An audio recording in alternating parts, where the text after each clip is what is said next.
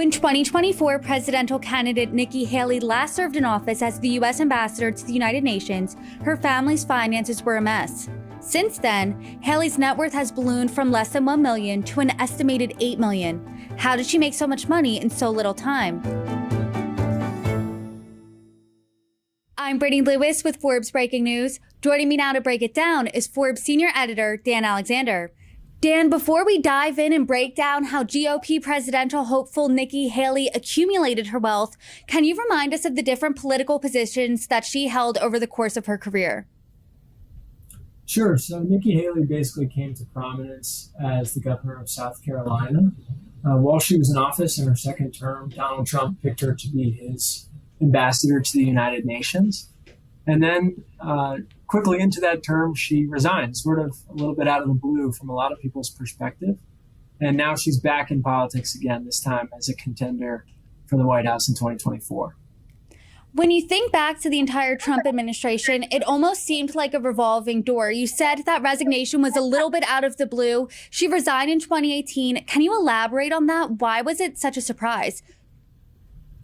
Well, there were a lot of figures in the Trump administration that had a ton of controversy swirling around them the entire time that they were in office. And many of those people did flame out and ended up leaving the administration, and it was absolutely a revolving door. Nikki Haley didn't really have a lot of that controversy swirling around in her tenure, and it was still fairly early for her. If you compare it, for example, to the Biden administration, Biden's cabinet right now is almost the exact same as it was when he took office. There have been some changes, but not nearly what we saw in the Trump administration. And we're after the point at which Nikki Haley had stepped down from her role as U.S. ambassador to the UN. So it was early. There didn't seem to be a clear reason, a policy reason, disagreement with Trump reason. Nobody could really make sense of it at the time. I do remember the day she resigned, and she seemed to be one of the only people who left on very good terms. But I do now want to talk about her net worth. So can you talk about the assets that make up the bulk of her wealth? Yeah, so she has a large house in South Carolina on Kiowa Island. It's worth over $4 million. That has a $1.5 million mortgage against it. And then she has, a couple of small pensions from her time in South Carolina, both in the legislature there and in the governor's mansion.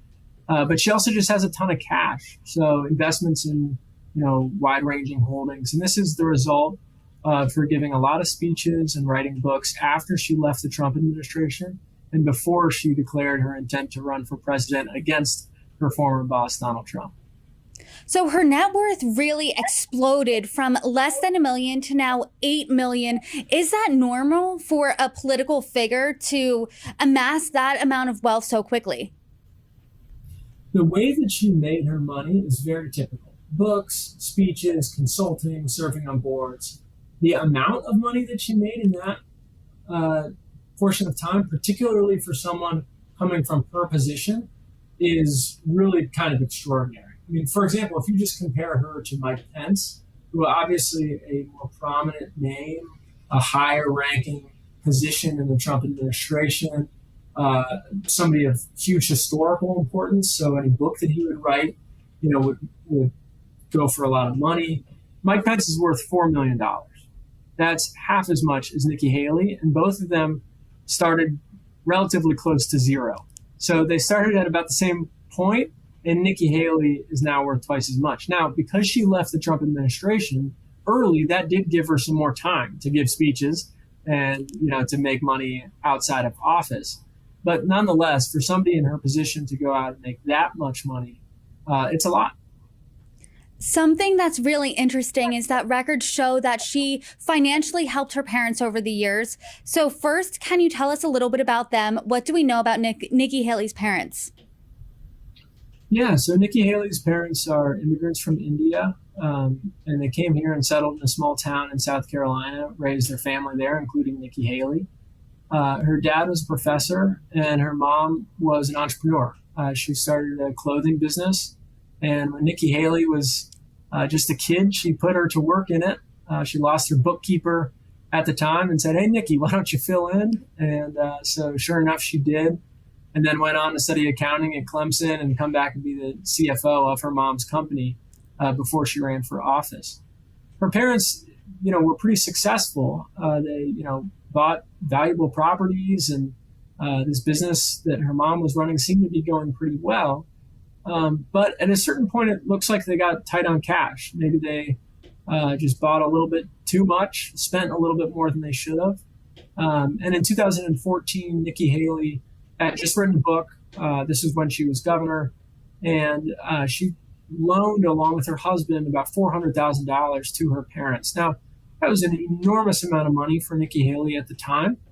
She didn't have much other than that and her house. When she was in office as Trump's ambassador, her two largest assets appear to have been the loan that she made to her parents and her personal home. And there really wasn't a whole lot beyond that.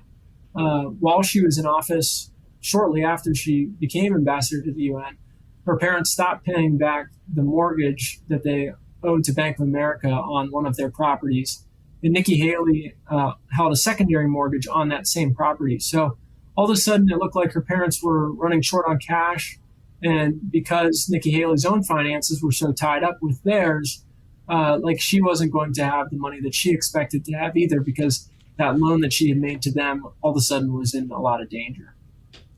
$400,000, loaning that out to anyone. I mean, that's a huge amount of money. Is there any indication that her parents paid her back? So they ultimately struck a deal where they essentially gave, for the deed says $5 in love and affection, a strip mall that the clothing business had been located in, to Nikki Haley's husband. However, when they gave them that strip mall, they also gave them about $1.1 million of debt attached to that strip mall. So it wasn't nearly as nice of a gift as you might expect. Nikki Haley's husband was able to sell that off and might have made back a little money, but it doesn't appear that he was able to make back the full $400,000 that Nikki's parents owed them.